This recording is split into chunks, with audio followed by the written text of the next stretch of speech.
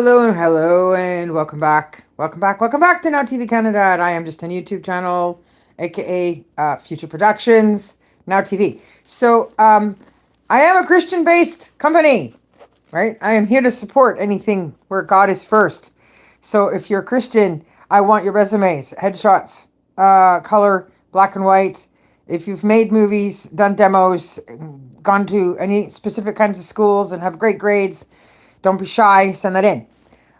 Today, I shared some work from Second Nephi that has to do with the stuff about the possibility of the Mummy 4 thing that I am not against, just that I want it to be done right.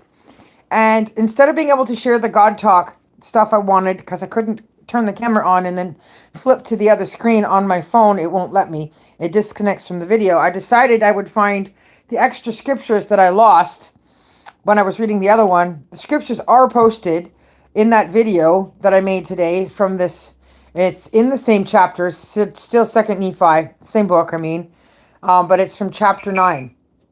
So it goes on, the additional bonus scriptures. Jesus shall be gathered in all their lands. Jews shall be gathered in all their lands of promise.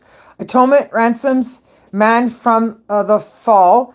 The bodies of the dead shall come forth from the grave, and their spirits from hell, and from paradise they shall be judged. Atonement saves from death, hell, the devil, and endless torment. The righteous to be saved in the kingdom of God, penalties for sins set forth. The Holy One of Israel is the keeper of the gate. So that is like the little intro at the top of the chapter.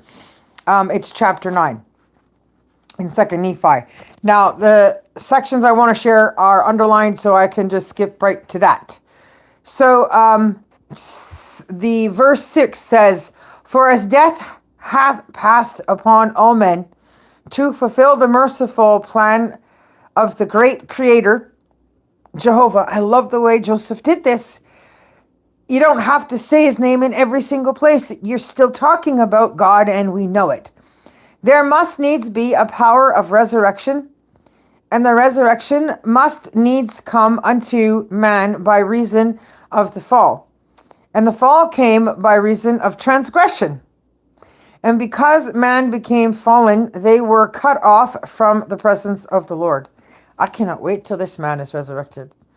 Okay, verse 10 says, "Oh, how great the goodness of our God, who prepareth a way for our escape from the grasp of this awful monster.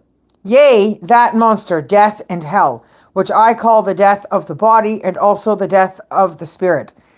I'm going somewhere with this. I'm really looking forward to this. Like, I'm not afraid of getting to the other side of the veil, giving up the body in flesh and blood. Such a rejoicing thought to get to a place where you're pain-free and there's no more suffering. So it goes on into verse 12.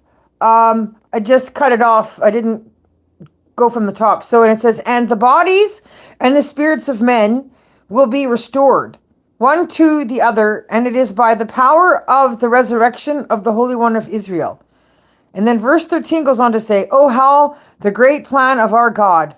For on the other hand, the paradise of God must deliver up the spirits of the righteous, and the grave deliver up the body of the righteous, and the spirit and the body is restored to itself again, and all men become incorruptible and immortal, and they are living souls, having a perfect knowledge like unto us in the flesh, save it be that our knowledge shall be perfect." So we will remember, we will know everything we need to know, but we will no longer have to be worried about death or suffering in flesh and blood. We will not just be in flesh and bone in the same immortal state as Jesus was resurrected into. And then verse 14, "Wherefore we shall have a perfect knowledge of all our guilt and our uncleanness and our nakedness, and the righteous shall have a perfect knowledge of their enjoyment and their righteousness, being clothed with purity, yea, even with the robe of righteousness." And then verse 15, "And it shall come to pass that when all men shall have passed from this first death unto life, insomuch as they have become immortal, they must appear before the judgment seat of the Holy One of Israel. And then cometh the judgment, and then must they be judged according to the holy judgment of God. And there's still more. So in verse 29, it says, but to be learned is good if they hearken unto the counsels of God.